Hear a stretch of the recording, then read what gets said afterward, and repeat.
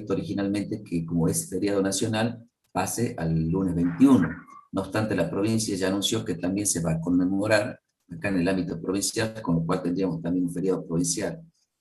Bueno, eso que nosotros habíamos pensado originalmente, de que podía ser un día exclusivo para repaso, lo vamos a tener que acomodar. Por eso hoy las profesoras van a dar el práctico 16, con una breve introducción teórica.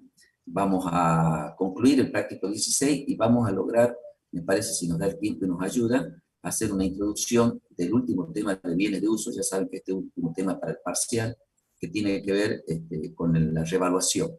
De manera tal que cuando nos volvamos a encontrar el martes, ya vamos directamente a la parte práctica, en la primera parte de la clase del martes, y dejamos la segunda parte de la clase del martes exclusivamente para hacer un repaso general. ¿Por qué repito a los que están entrando tarde? Porque el jueves no nos vamos a poder encontrar, y sí, la recomendación va a ser fundamental que participen del taller preparatorio del parcial, que es para todas las comisiones, que se va a dictar el día viernes 18, como vienen acostumbrados a hacer un día antes del parcial. Ya saben que el parcial es el sábado 19 a las 9 de la mañana. Así que bueno, ahí está, si se ve ya compartido. Adelante, Gabriela. Bien, bueno.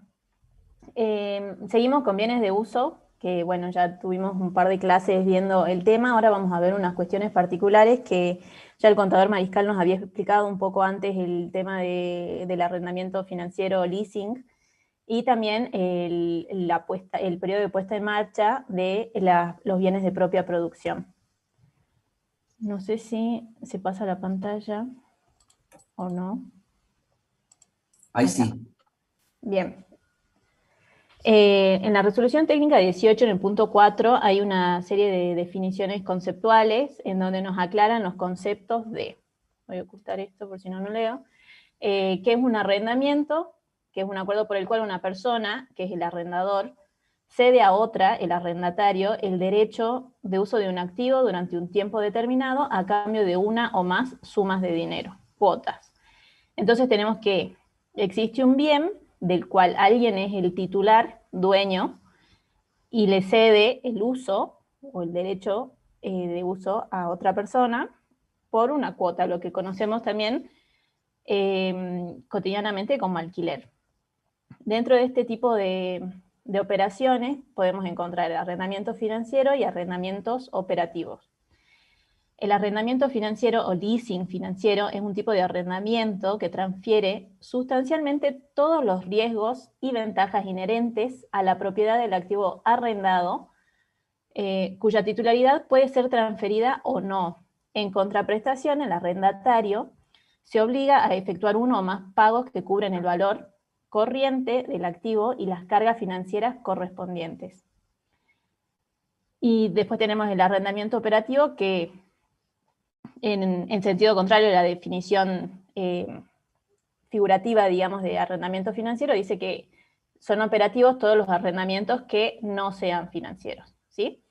Entonces, vamos a ver que en el arrendamiento financiero se transfieren los riesgos y ventajas del derecho de uso de un bien, que por lo general se aplica mucho este tipo de contrato en los inmuebles y en los rodados, pero bueno, también pueden existir otros bienes bajo esta modalidad, y ahí aclara cuya titularidad puede ser transferida o no. O sea que no necesariamente el arrendatario tiene que ser el titular de este bien para poder ejercer su uso y goce, ¿no? Su utilización económica. Seguimos con las resoluciones técnicas y volvemos a la 16.4.1.1, en donde define qué son activos, y dice que un ente tiene un activo cuando, debido a un hecho ya ocurrido, controla los beneficios económicos que produce un bien, material o inmaterial, con valor de cambio o de uso para el ente. Un bien tiene valor de uso cuando el ente puede emplearlo en alguna actividad productora de ingresos, ¿sí? Entonces tenemos que en ningún lado de esta definición de activos, de cuándo se considera un bien activo, no nos dice que sí o sí tiene que ser propiedad o titularidad de la persona que lo está activando, ¿sí? Solamente tiene que debido a un hecho ya ocurrido, que en este caso sería el contrato de arrendamiento, controlar los beneficios económicos, ¿sí? Ya sea su utilización o usarlo con valor de cambio en la actividad habitual de la empresa, y a la vez, dentro de este tipo de arrendamientos, vemos que tiene valor de uso cuando el ente puede emplearlo en alguna actividad productora de ingresos. Ya dijimos que los bienes de uso son utilizados para el desarrollo normal de la actividad, no para el intercambio habitual, en el caso de que sea una empresa que compra y vende algún tipo de bien, ¿sí? Sino que son usados en el largo plazo dentro del proceso de producción o de servicios que realice una empresa. Entonces, un bien en arrendamiento financiero, el cual hasta que se ejerce la opción de compra es de propiedad del arrendador. El arrendatario lo incorpora y lo expone en su activo. Significa que yo, arrendatario, que obtuve un bien a través de un arrendamiento financiero cuya titularidad no me corresponde al 100%, porque hay una opción que, justamente como su nombre indica, puedo optar por sí o por no, pagar esa diferencia para que el bien, entonces, si la pagara, pasara a ser propiedad 100% del arrendatario, ¿sí? Entonces vamos a ver que el ente va a incorporar en su patrimonio un bien que registralmente no le pertenece, o no por el momento, pero es necesario y razonable que lo exponga en su activo, porque es un bien que está aportando al desarrollo de su actividad. Entonces no puede hacer el arrendatario como si no es de su propiedad, no lo expongo, el bien no existe, entonces la contabilidad no va a reflejar la naturaleza real de la actividad de la empresa, ¿sí? Capaz que yo tengo 5 bienes en leasing, con arrendamiento financiero, 5 rodados, y la titularidad no me corresponde en el 100%, pero a la vez yo con esos rodados hago servicios de turismo, por ejemplo. Y entonces, para reflejar correctamente lo que es la contabilidad de la empresa, tengo que incorporarlos en mi activo, por más que la propiedad, al no haber hecho la opción de compra aún, le pertenezca al arrendador, ¿sí? La RT18 también, en el punto 4.2, dice que el arrendamiento de terrenos se presume operativo sin admitir prueba en contrario cuando el contrato no prevé que la titularidad del activo pase al arrendatario durante su vigencia o a su vencimiento. Esto es una regla general, si bien cada contrato de arrendamiento va a tener su particularidad y es ley para las partes, y es muy común el arrendamiento operativo en inmuebles, tanto terrenos como edificios. Entonces, siempre que no se aclare que existe una opción de compra durante o al vencimiento del contrato, se presume un arrendamiento operativo, que es como un alquiler normal, ¿sí? Cuando alquilamos un departamento, cuando alquilamos una parcela, todo esto, si no existe opción de compra durante el contrato o al vencimiento, va a ser operativo, ¿sí? Entonces va a tener un tratamiento de un alquiler normal, que justamente no es lo que estamos por ver ahora estamos viendo el financiero. En la resolución técnica también nos aclara las particularidades que tenemos que tener en cuenta tanto en la contabilidad del arrendatario como en las del arrendador, porque también tenemos que ser conscientes de que nosotros podemos ser arrendadores o arrendatarios, entonces tenemos que saber el tratamiento que tiene en cabeza de cada uno, el tratamiento contable. Dice, los arrendamientos financieros deben ser tratados del mismo modo que una compra financiada, tomando como precio de la transferencia del bien arrendado al importe que sea menor entre. Entonces, en resumen, tenemos que tomarlo como si fuera una compra financiada, o sea, en cuotas. Tomamos el precio de transferencia, el menor entre el establecido por la compra del bien al contado, ¿sí?, o la suma de valores descontados de las cuotas del arrendamiento. Esto quiere decir, yo voy a tener 100 cuotas de cierto valor, esas cuotas a la vez van a estar integradas por una tasa de interés que, por medio de de la aplicación de una tasa de descuento, vamos a traer esos valores futuros al presente. Entonces vamos a comparar el valor de contado con el valor presente descontado de las futuras cuotas, y el menor va a ser el precio de la transferencia. Si estuviéramos en una compra financiada, sería el valor de contado, ¿sí?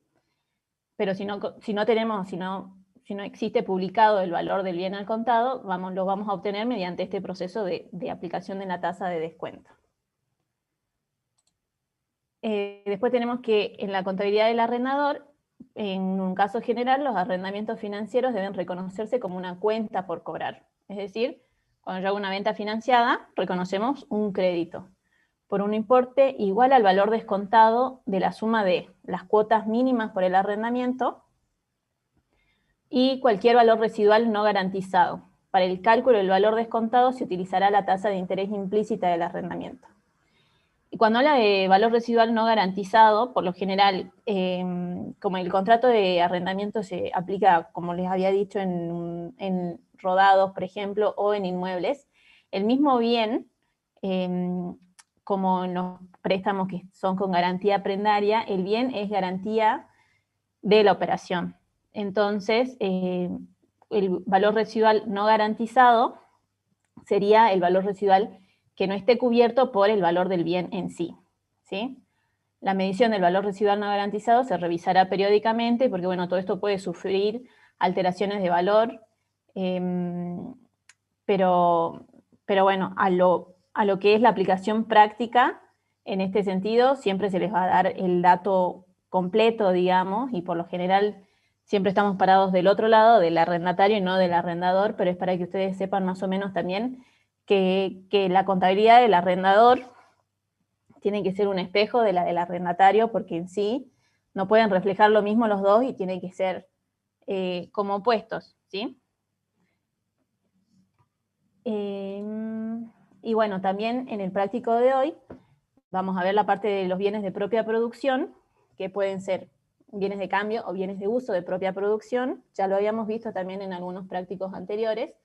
Y para repasar lo que vimos con la contadora Gavín la clase pasada, vamos a decir que los bienes de uso construidos, en este caso estamos hablando de bienes de uso, normalmente estarán terminados cuando el proceso físico de construcción haya concluido.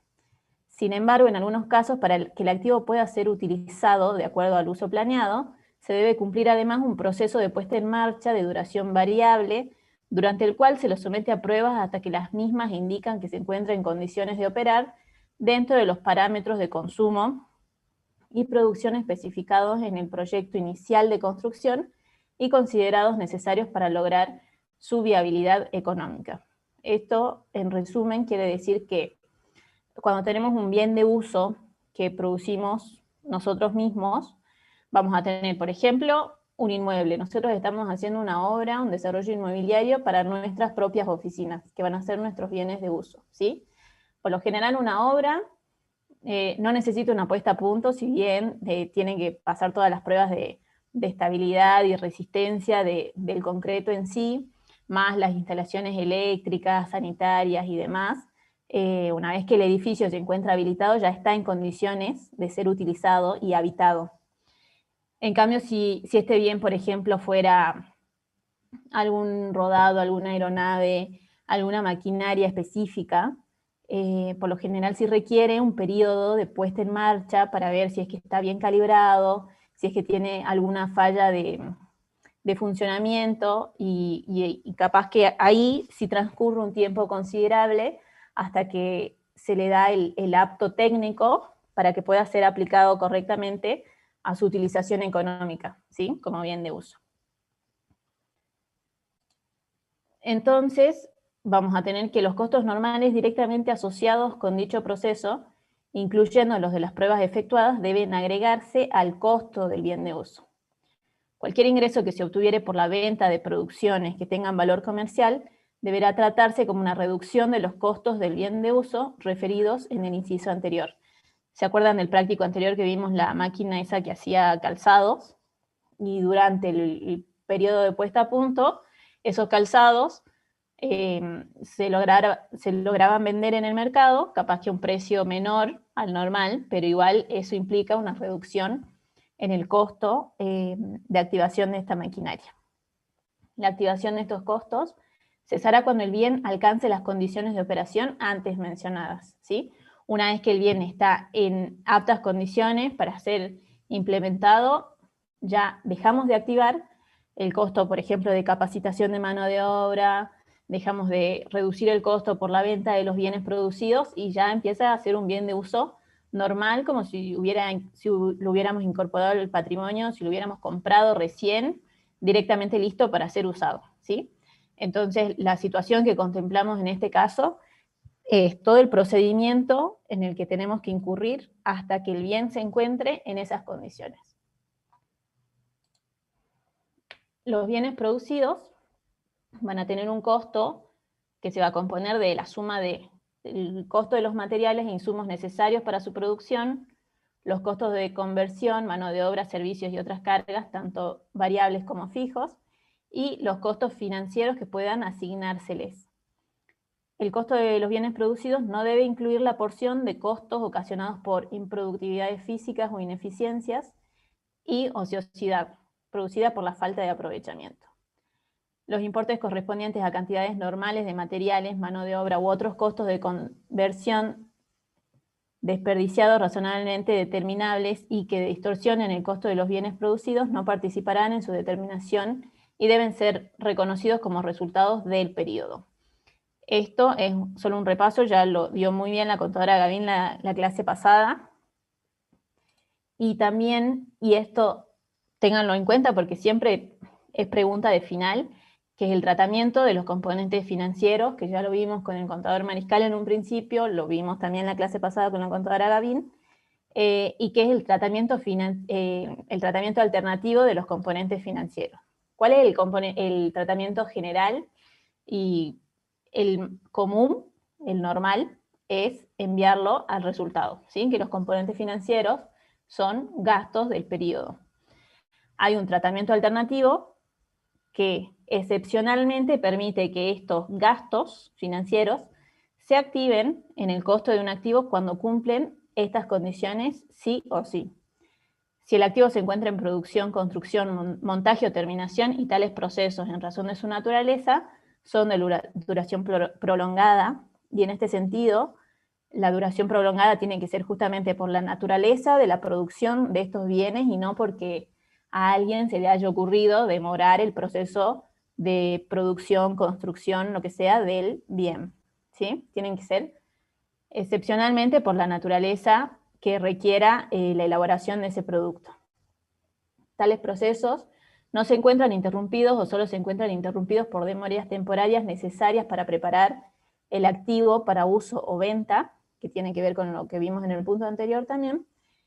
El periodo de producción, construcción, montaje o terminación no excede técnicamente el del técnicamente requerido. Las actividades necesarias para dejar el activo en condiciones de uso o venta no se encuentran sustancialmente completas, y cuando el activo no está en condiciones de ser vendido, usado en la producción de otros bienes o puesto en marcha, lo que correspondiera al propósito de su producción, construcción, montaje o terminación, ¿sí? Entonces, en estas alternativas vamos a poder optar por activar el costo de los componentes financieros, que ya dijimos por tratamiento general van a ir al resultado siempre, salvo estas ocasiones.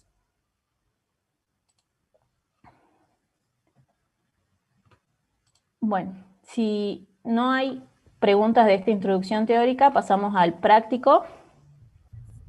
Ahí, para hacer un cierre de la introducción teórica, que está muy completa la que hizo la contadora, simplemente quería traerles a colación para que se ubiquen con algo de la vida real y vean la importancia por ahí de la aplicación práctica que van a ver a continuación con este práctico 16.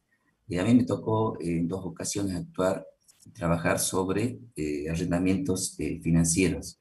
Una actividad muy usual en la que se utiliza esta figura, que también tiene que ver con un ejemplo que dan en la teoría contable, ¿no? Cuando hablan de la sustancialidad, habrán escuchado hablar ustedes cuando la sustancia prevalece sobre la forma, porque la forma en este caso sería el contrato de arrendamiento financiero. la sustancia dice que es una compra-venta financiada. ¿Y dónde se utiliza mucho? Se utiliza, por lo menos a mí me tocó ver en dos actividades. Las fotocopiadoras, los equipos de fotocopiadora que son muy caros, hace tiempo ya que se vienen trabajando con esta modalidad de arrendamiento financiero. Es decir, la fábrica me la da, yo voy pagando periódicamente una suma X, y al final del contrato hago la opción de compra y me quedo con la máquina. Esa es la manera de que ellos pueden adquirir de manera financiada, digamos, ese bien de uso. Y en el caso de la empresa de transporte es muy usual, imaginen ustedes acá, Saeta, cualquiera, Ainarca, Molino, cualquier sociedad anónima de esas que forman parte de todo el parque automotor, del transporte automotor acá en la ciudad de Salta, ellos también hacen así. Generalmente hacen arrendamientos financieros, porque son caros, imaginar ustedes lo que cuesta un colectivo. Generalmente ellos tienen que renovarlo periódicamente, porque lógicamente se van deteriorando, amortizando, en fin, se van dando de baja los bienes usados, y en algún momento hay que reemplazarlo. Entonces, una manera muy utilizada en la vida real es esa, que la empresa de transporte piden 5 o 10 unidades nuevas y lo hacen a través de este arrendamiento financiero. Eso como para que también se vayan imaginando, cuando veamos el caso, en qué consiste, ¿sí? La compra-venta financiada que le decimos al arrendamiento financiero. Ahí se abrió un micrófono accidentalmente, bueno, también ya lo No, cerró Diego, creo. Bueno, adelante, Gabriel. bien. Bueno, entonces vemos el trabajo práctico 16, leasing financiero, análisis preliminar, de acuerdo a la RT 18 de FINA, arrendamiento financiero, arrendamiento financiero y operativo, que esto ya lo vimos en la primera parte de la presentación. Establezca las diferencias entre arrendamiento financiero y operativo, eso también ya lo vimos. Pasamos directamente al caso práctico, que dice: la empresa Bienes de Uso, sociedad anónima, cuyo cierre de ejercicio opera el 31 de diciembre de cada año, el 1 de septiembre del X5 firmó un acuerdo de arrendamiento financiero con el Banco Santander Río, el arrendador, por un rodado, comprometiéndose el arrendatario a abonar durante 9 cuatrimestres 9.000 pesos. También se acordó un monto adicional de 4.500 que el arrendatario deberá abonar como opción de compra al término del mismo. Las cuotas se abonan por cuatrimestre adelantado, abonándose la primera cuota en ese mismo mes en que se firmó el contrato. El valor de contado del rodado es de 72.000 pesos y al cierre del ejercicio su valor recuperable es de 80.000 pesos. El valor del recupero es de 10.000 pesos y el costo del bien para el arrendador es de 65.000 pesos. Nos da un coeficiente de reexpresión, porque no se olviden que estamos hablando de un bien de uso. Los bienes de uso no están expuestos a la inflación, pero por el método indirecto, que es el que estamos aplicando desde que comenzó el cuatrimestre, va a sufrir un ajuste hasta el cierre, y bueno, nos da el coeficiente que es de 1,10. Nos piden realizar toda la registración contable, tanto en los libros del arrendatario como del arrendador, y determinar el valor al cierre de los bienes de uso. Entonces, vamos a extraer primero los datos que surgen del planteo.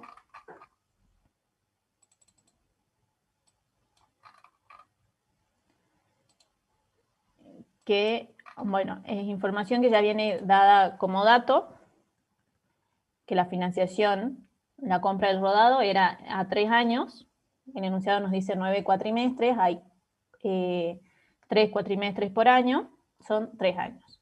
Nos da un valor financiado que nos dice que son 9 cuotas de 9.000, son 81.000 pesos, la opción de compra 4.500, el precio de contado 72.000, los intereses, que en este caso lo sacamos por la diferencia del valor financiado más la opción de compra menos el precio de contado, que era la primera alternativa que vimos ahora en la teoría, ¿se acuerdan? Era el precio de contado o el descuento de las cuotas futuras con la tasa de interés aplicada en el mercado.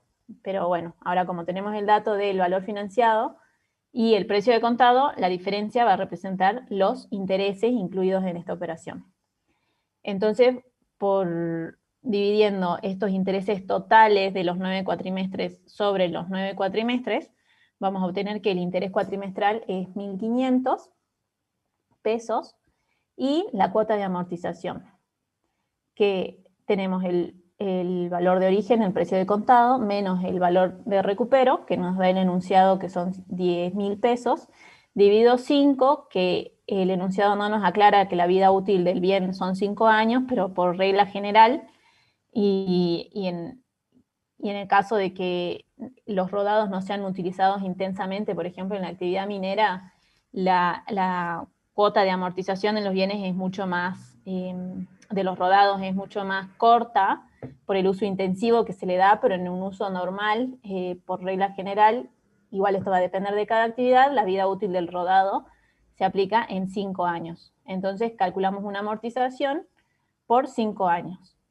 Es decir que nosotros como arrendatarios vamos a incorporar un bien que registralmente no nos pertenece todavía, pero también lo vamos a ir amortizando por el simple hecho de que lo estamos utilizando.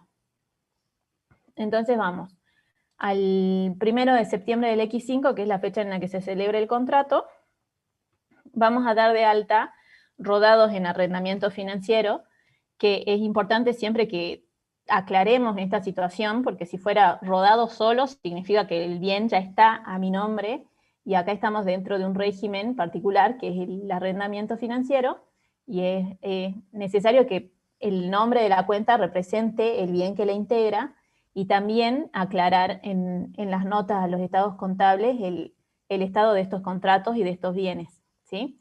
Entonces vamos a dar de alta este rodado en arrendamiento financiero por 72.000, que es el precio de contado. Vamos a tener intereses negativos a devengar por el total de la duración de los 3 años, que son los 13.500. Y vamos a reconocer la deuda a deuda en arrendamiento financiero por las cuotas, 81.000, que es el total de las cuotas que habíamos visto, las 9 cuotas por 9.000 pesos, y la deuda de arrendamiento financiero por la opción de compra, que son los 4.500. ¿Sí? Si ven, es necesario que hagamos esta discriminación, por más que el nombre de la cuenta sea el mismo, porque en sí representan diferentes cuotas, y es importante que nosotros sepamos diferenciar la opción de compra del valor de las cuotas normales, ¿sí? Profe, Sí. cuando él paga los 81.000, después tiene que pagar los 4.500 si es que lo quiere comprar.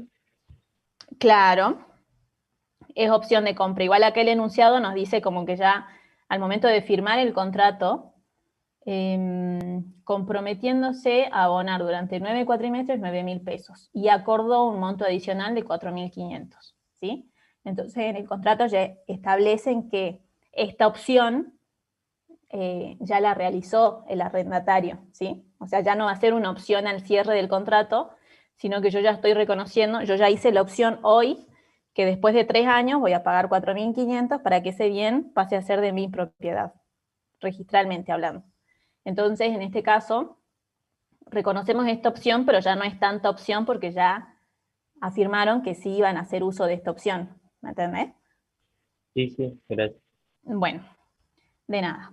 Seguimos con el pago de la cuota, que por lo general en la mayoría de los contratos de alquileres la cuota se paga por adelantado, ¿sí? No por mes vencido, y el enunciado nos aclaraba también que las cuotas se abonan por cuatrimestre adelantado. Bueno, acá es cuatrimestral, no es mensual, son cuatrimestres, y se abonan la primera en el mismo mes que se firma el contrato. Entonces, el 1 de septiembre del X5 vamos a pagar la primera cuota a caja. No dice que se paga en efectivo, pero bueno, cuando no aclara la modalidad, se da por supuesto que es en efectivo. Al cierre del ejercicio, tenemos septiembre, octubre, noviembre, diciembre. Ya pasó un cuatrimestre, ¿sí? Vamos a reconocer el devengamiento de los intereses, que lo habíamos calculado acá arriba. Interés cuatrimestral, 1.500, ya pasó un cuatrimestre, entonces de mis intereses negativos a devengar voy a reconocer 1.500, que están devengados al cierre, a intereses negativos a devengar por 1.500, ¿sí? Y también, como habíamos dicho, como la empresa ya está haciendo uso de este bien desde septiembre, al cierre vamos a reconocer una amortización que tampoco nos aclara el enunciado, pero vamos a amortizar el año de alta completo. Entonces tenemos la amortización anual de 12.400. Reconocemos la pérdida, 12.400, a amortización acumulada rodados, 12.400, que es la regularizadora de rodados en arrendamiento financiero. Y como estamos hablando de bienes de uso y tenemos un coeficiente que nos refleja el cambio del poder adquisitivo de la moneda, lo que vamos a hacer es reconocer esta variación reconocer la inflación tanto de los rodados en arrendamiento financiero como de su amortización, ¿sí? Entonces vamos a tener su valor de origen en la misma fecha, que es el momento en el que se firma el contrato. Tenemos los 72.000, que es el valor de contado, y los 12.400, que es la amortización histórica. Por el coeficiente 1,10 tenemos el valor de origen reexpresado de cada uno, y por diferencia obtenemos el RECPAM, resultado por exposición al cambio del poder adquisitivo de la moneda. Hacemos estos ajustes al cierre, también el 31 de diciembre, reconociendo el aumento de valor en mis rodados por 7.200 a RECPAM, y a su vez también aumenta la amortización acumulada, RECPAM a amortización acumulada rodados, 12.400. 1.240, perdón. Y acá terminaría la exposición del arrendatario, ¿sí? Ahora vamos a ir del lado del arrendador para ver cómo se espeja, cómo se refleja esta misma operación en el caso de que yo fuera el arrendador, ¿sí? En el caso de que nosotros fuéramos el banco, a ver si podemos ver todo en una misma pantalla. Al momento de la firma del contrato, lo que para el arrendatario es una deuda, para mí va a ser un crédito, ¿sí? Arrendamientos financieros a cobrar por 81.000, ¿sí? Si vemos acá, tenemos el mismo valor. Arrendamientos financieros a cobrar opción de venta. Para mí arrendador es opción de venta, para el arrendatario es una opción de compra, los 4.500. Vemos que hasta acá todo lo que es un pasivo para el arrendatario es un activo para el arrendador, es una deuda para el arrendatario y es un crédito para el arrendador. Reconocemos los intereses positivos a devengar por 13.500 y la venta del rodado por 72.000, ¿sí? Toda venta tiene aparejado un asiento de costo. El enunciado nos decía que el costo del bien para el arrendador era de 65.000.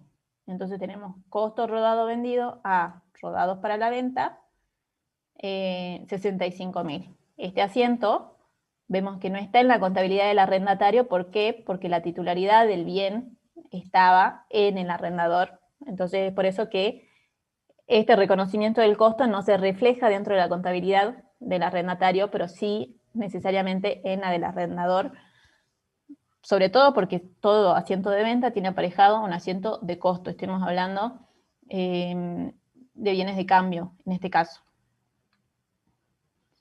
Reconocemos el cobro de la primera cuota que se da en la misma fecha, ¿sí? Aumenta Banco Santander Río a arrendamiento financiero a cobrar, cobro la primera cuota, ¿sí?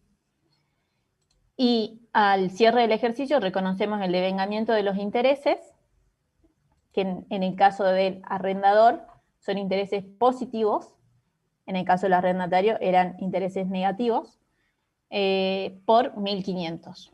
A intereses positivos 1.500, y ahí ya reconocimos el resultado, y vemos que el rodado salió de la contabilidad del arrendador y solamente quedó reflejado el crédito de todas las cuotas futuras a cobrar, ¿sí?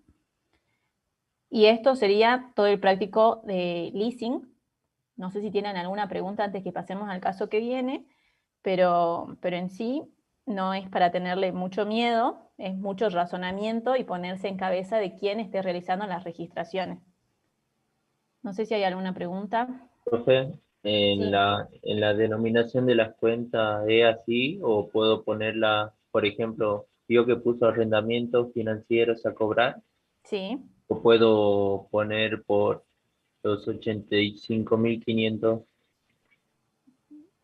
¿Cómo? ya, escribir arrendamiento financiero a cobrar por 85.500, o es así la Em, denominación de las cuentas. no es sugerible que sumen los importes, digamos, si bien a fines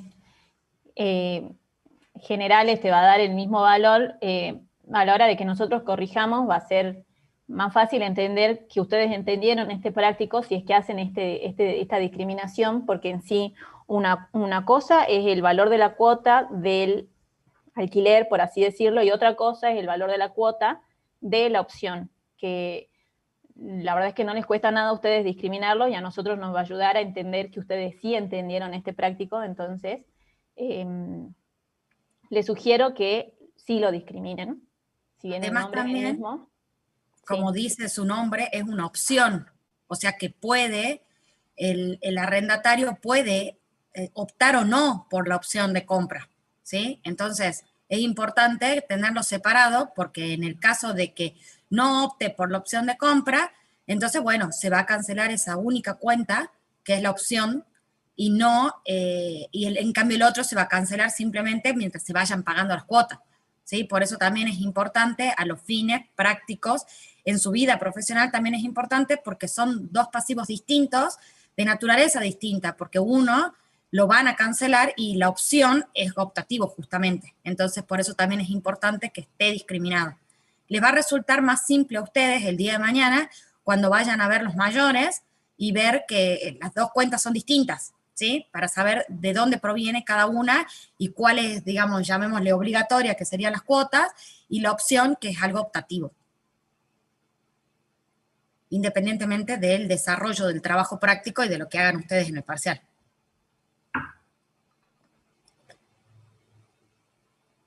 Bueno, si no tienen ninguna consulta más de lo que es leasing, pasamos entonces al siguiente caso. Voy a compartirles pantalla. Ahí veo una consulta en el chat que dice si podía volver a explicar lo de la amortización. No sé, parece que es de ahora. Lo amortizamos como un bien de uso normal, ¿sí? Desde, en este caso, año de alta completo, igual que vimos en la clase pasada.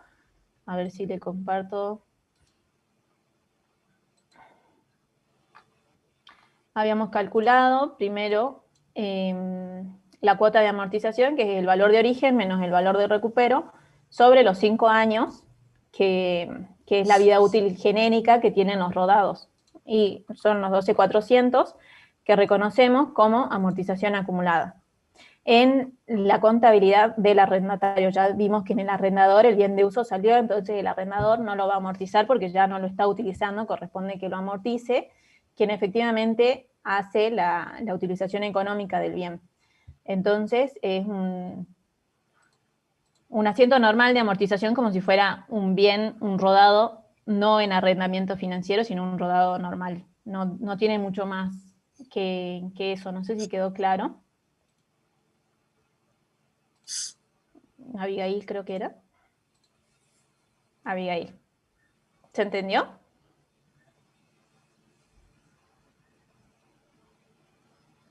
Bueno, hasta que Abigail conteste si entendió o necesita algo más, yo voy compartiéndoles pantalla del siguiente caso. ¿Ahí se ve? A ver, se está cargando. Ahí está. Sí se ve. Bueno. Vamos entonces sobre la misma diapositiva que vimos en la clase pasada, que era el periodo de puesta en marcha, que yo les dije, esto lo voy a pasar rapidito porque ya lo vamos a ver cuando veamos el caso específico, ¿sí? Pero vamos a ver, ¿qué es el periodo de puesta en marcha? Es un periodo de duración variable durante el cual se lo somete a prueba hasta que las mismas indican que se encuentran en condiciones de operar dentro de los parámetros de consumo y producción especificados en el proyecto inicial de construcción y considerados necesarios para lograr su viabilidad económica.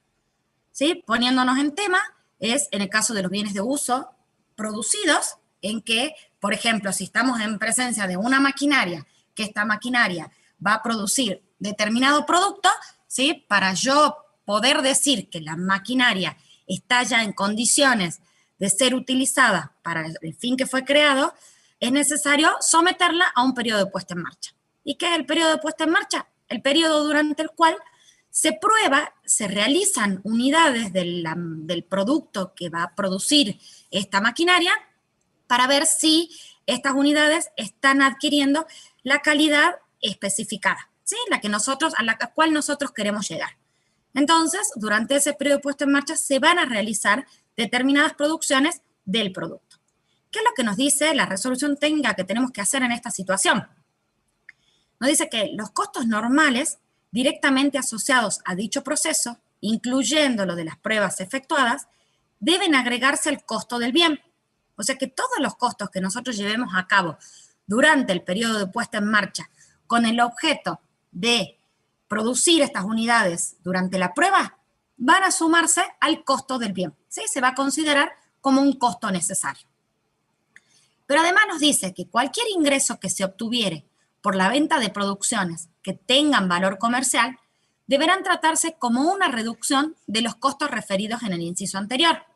¿Qué significa esto? Las unidades que nosotros vamos a producir durante el periodo de puesta en marcha son unidades de producto que obviamente si adquirimos, o sea, llegamos al producto deseado, van a tener un valor económico y van a poder ser comercializadas en el mercado.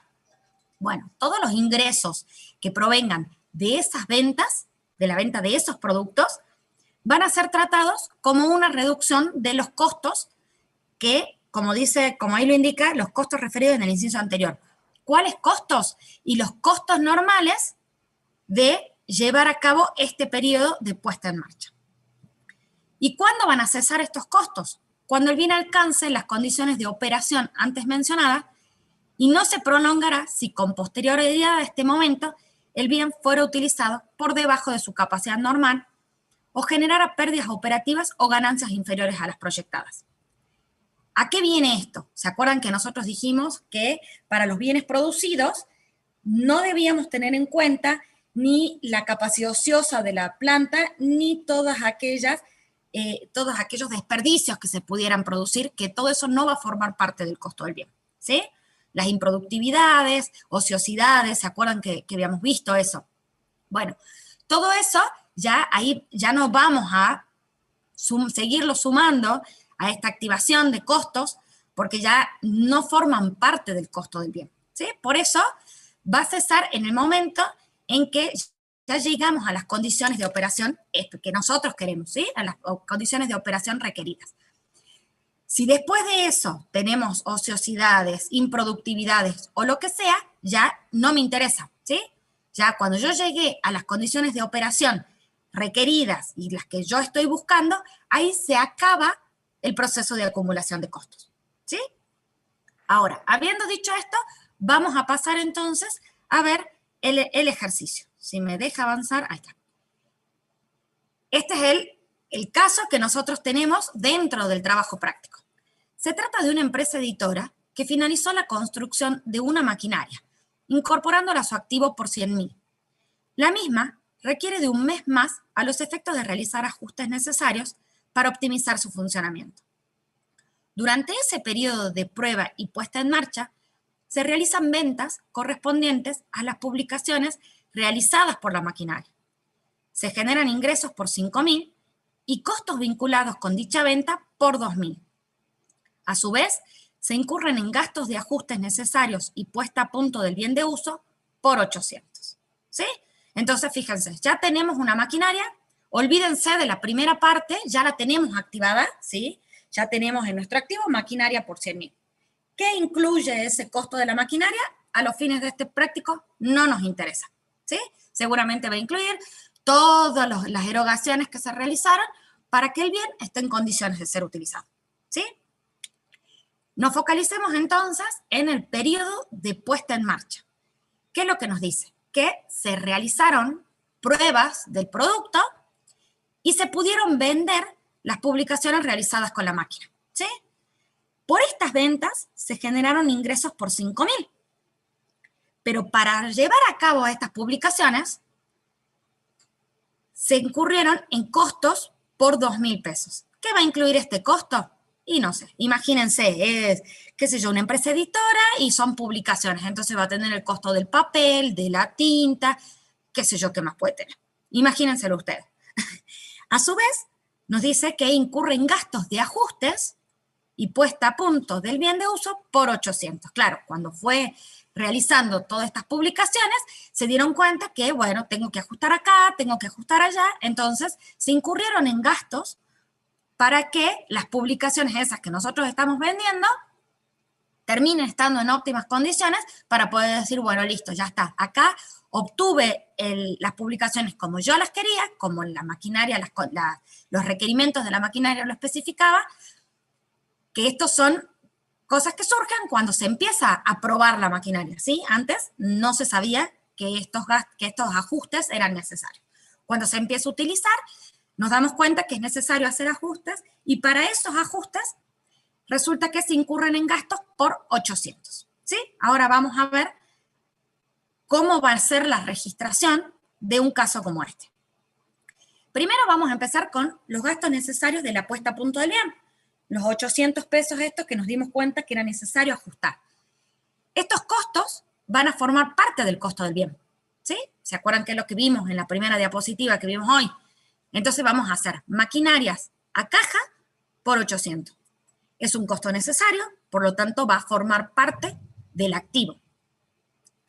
Después, posteriormente, se incurren en costos para poder llevar a cabo estas publicaciones que después van a ser vendidas, ¿sí? Entonces vamos a hacer el costo de las publicaciones en periodo de prueba por 2.000, a caja por 2.000, ¿sí? Este va a ser el costo de las publicaciones vendidas durante el periodo de puesta a punto del bien. Por supuesto que acá está resumido poniéndole costo de las publicaciones, pero dentro de esos costos de las publicaciones, como ya les dije a modo de ejemplo, podemos encontrar el papel, la tinta, etcétera, etcétera, ¿sí?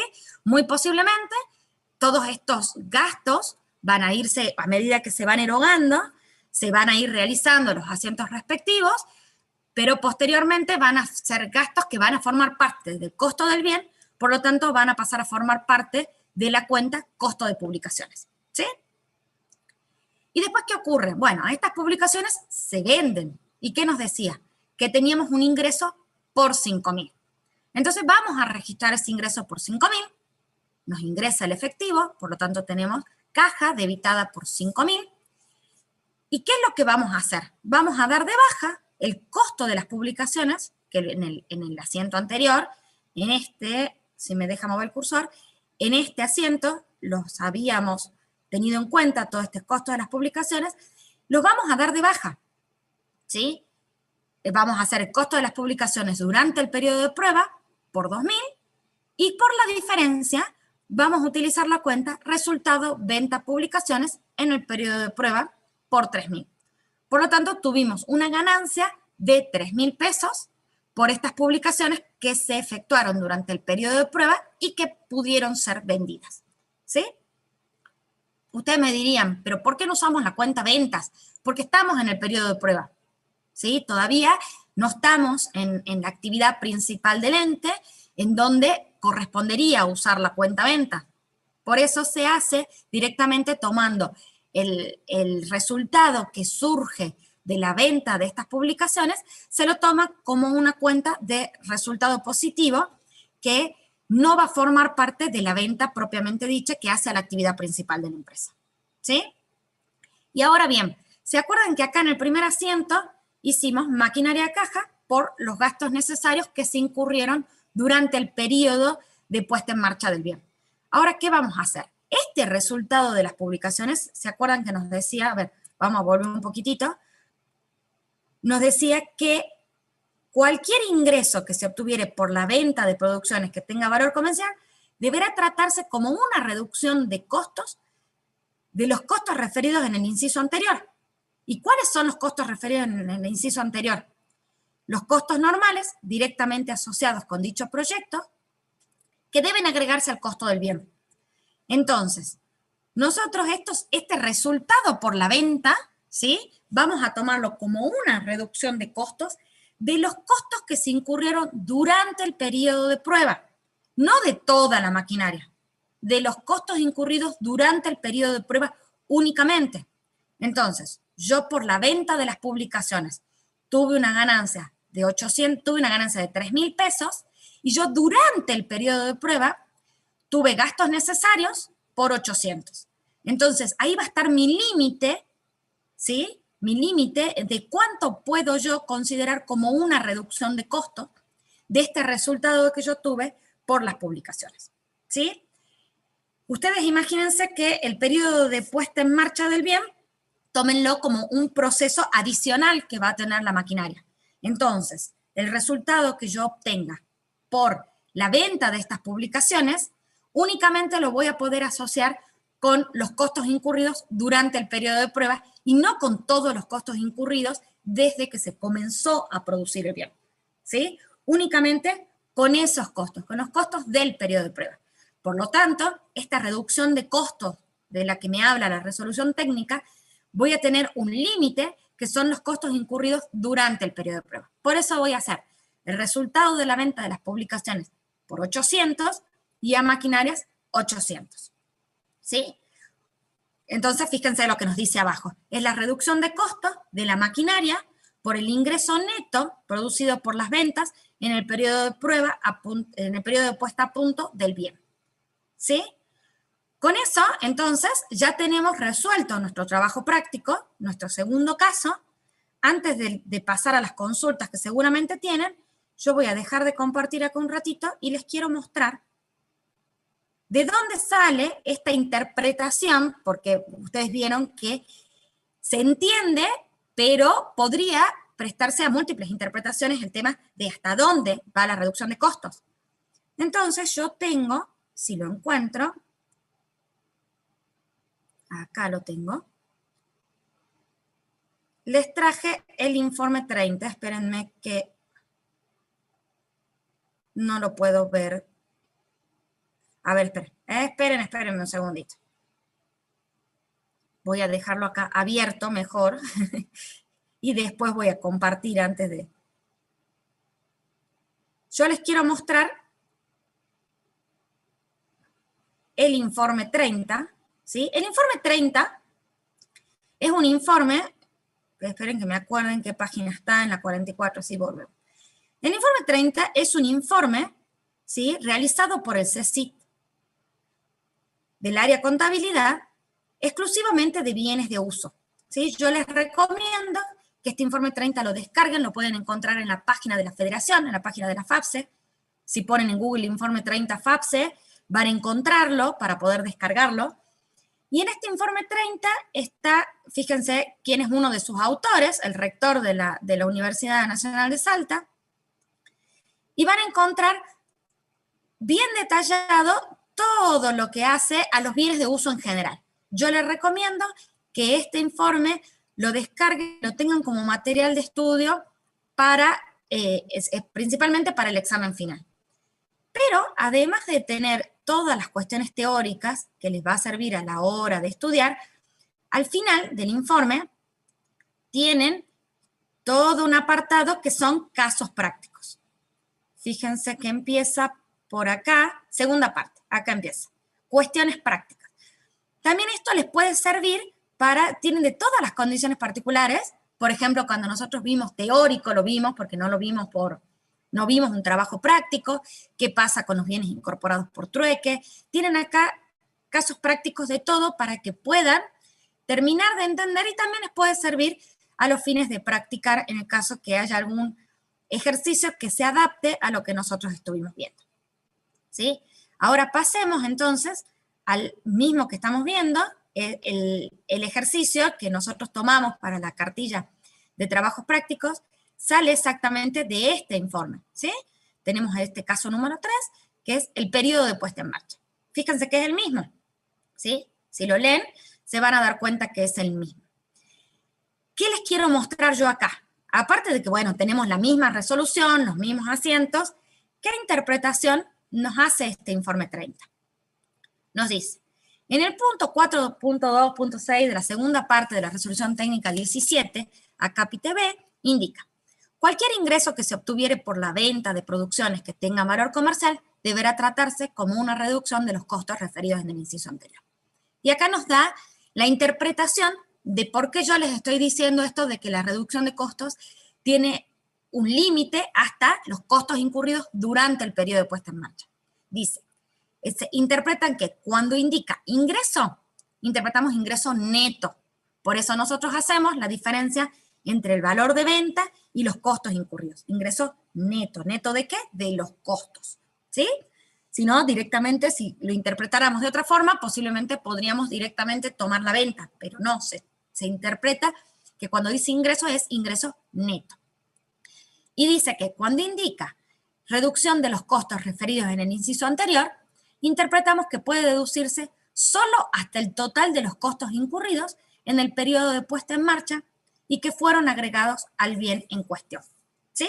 De ahí surge esto que yo les estoy diciendo, de cuál es el límite, y que el límite es únicamente de los costos incurridos durante el periodo de puesta en marcha del bien, que en el caso de este ejemplo es por los 800 pesos.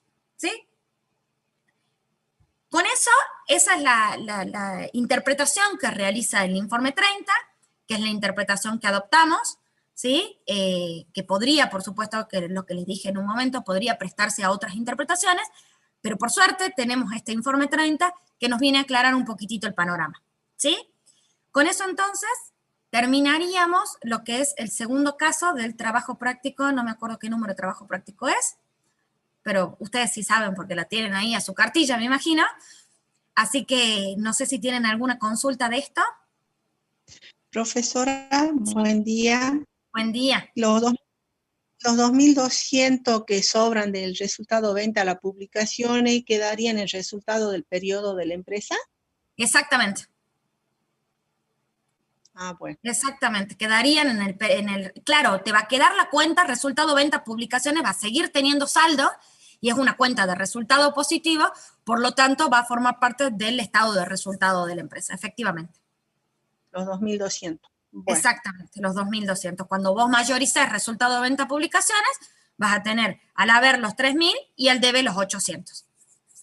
Por lo tanto, te van a quedar los 2.200. Sí, 2.200, gracias. De nada. ¿Alguna otra consulta, chicos? Miren que como tenemos un feriado la semana que viene, ya pasamos a otro tema, ¿no? No se crean que se van a ir a las 9:10. Pasamos a otro tema ahora. Así que aprovechen, sáquense todas las dudas de este trabajo práctico, ya que nos tienen acá a mí, a la contadora Cardoso, que les dimos cada uno un caso. Sí. Tengo una duda sobre el concepto teórico. ¿Cuál era la RT que tenía concepto sobre arrendamiento?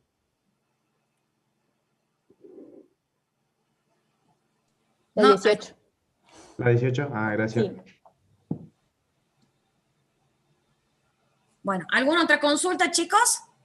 Bueno, ahora, mientras ustedes van pensando si hay alguna consulta, para darles un poquitito de tiempo, capaz que hay alguien que está escribiendo y no llega, no le dan los dedos para escribir tan rápido, vamos a, las próximas clases las vamos ¿Profesora? a... Sí. Sí, Norma, ¿fuiste vos la que hablaste?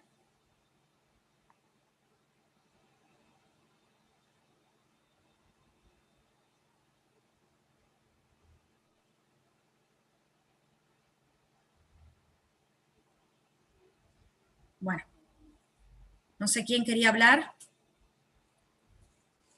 Pero bueno, mientras tanto, hasta que no se... ¿Quién sería el riesgo, profesora? ¿Cómo, perdón? ¿Cuál sería un ejemplo de riesgo que corre, por ejemplo, el arrendatario cuando se hace cargo, digamos, de bien el leasing? Dice que asume los riesgos y beneficios, algo así decía la norma, ¿no? Sí. ¿Cuál sería el riesgo, por ejemplo, de que asume un señor un arrendatario, digamos, de un bien de uso? Y bueno, puede ser el riesgo con, no sé si tengo que prender el micrófono, sí. Riesgo con terceros, por ejemplo, vos obtuviste en arrendamiento financiero un rodado que de repente tiene un accidente, todo lo que implique responder ante los daños ocasionados por ese accidente o que te hubieran ocasionado a vos también, o sea, puede ser negativo o positivo, te hacen como encabezador titular de esos derechos y de esos riesgos también.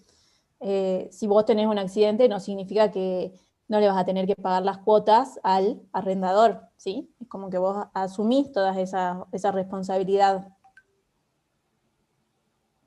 Ah, bueno. O sea, por los daños hacia un tercero, digamos, no sé qué otro riesgo puede Sí, ser, ¿verdad? sí, va a depender del bien también puntualmente, pero todos los daños, la responsabilidad inherente a como si fueras el titular del bien, digamos, ¿sí? En el caso de un rodado, por ejemplo, también puede ser una destrucción total del bien. Vos para eso, asumiendo los riesgos justamente, lo más probable es que contrates un seguro por ese rodado, ¿sí? Capaz que contra terceros, capaz que contra todo daño, el seguro total. Y bueno, ahí vos estás asumiendo los riesgos, haciéndote cargo, contratando el seguro para cubrir las eventualidades que puedan surgir. Ah, claro, o sea que me hago responsable, digamos, digamos, por el buen estado del bien.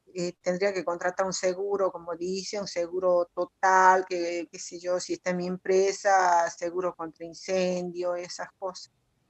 Tal cual. Efectivamente.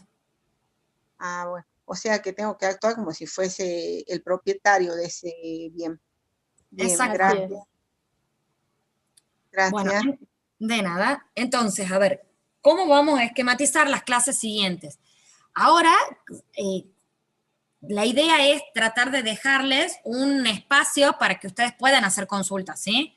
Por eso vamos a arrancar con la introducción teórica del trabajo práctico que vamos a desarrollar el martes, ¿sí? Como para que podamos darles el trabajo práctico de la semana que viene, que vamos a resolver el martes, tratar de resolverlo en la primera hora de la clase y la segunda hora dejarle a ustedes para que se saquen dudas ya de todo lo que entraría en el segundo parcial. Vamos a ver que hay consultas. Profe, si el resultado de venta del producto fuese menor, vos decís si tuvieses un resultado negativo y no vas a poder hacer la reducción de costos. En el caso que tuvieses un resultado negativo, que sea la inversa, por ejemplo, en nuestro ejemplo, que sean ingresos por 1000, vas a tener un resultado negativo por 1000, y bueno, vos ya en ese caso no vas a poder aplicar la reducción de costos, ¿sí? Directamente te va a quedar el resultado negativo dentro del resultado del periodo de la empresa. ¿Quedó claro, Giovanna? Sí, profe. Bueno, y María Milagros Rocabado pregunta, profe, ¿los gastos necesarios para poner el bien en condiciones, que sería el límite según la RT 17, sería solamente dentro del año o dentro de este ejercicio? Va a ser durante el periodo de puesta en marcha del bien, ¿sí? No sé cuánto va a durar tu periodo de puesta en marcha, capaz que el periodo de puesta en marcha te dura 2 años, ¿sí? Es durante el periodo de puesta en marcha, independientemente de cuánto dure el periodo de puesta en marcha. Te puede durar un mes, un año, 5 años, eso es relativo, ¿sí? Va a ser durante el periodo de puesta en marcha. Pero acordate que esto ya no lo vamos a poder hacer cuando, bueno, ya decimos, bueno, listo, ya tenemos las condiciones especificadas y con posterioridad a eso hay ociosidades o improductividades. En ese caso ya no lo vamos a poder considerar como costos del bien porque es específica la resolución técnica diciendo que esos costos no van a formar parte del costo del bien. ¿Sí? ¿Quedó claro, Milagros? Bien, perfecto. Bueno, si no hay más consultas entonces, mientras van pensando, yo les voy a ir compartiendo pantalla del tema que viene.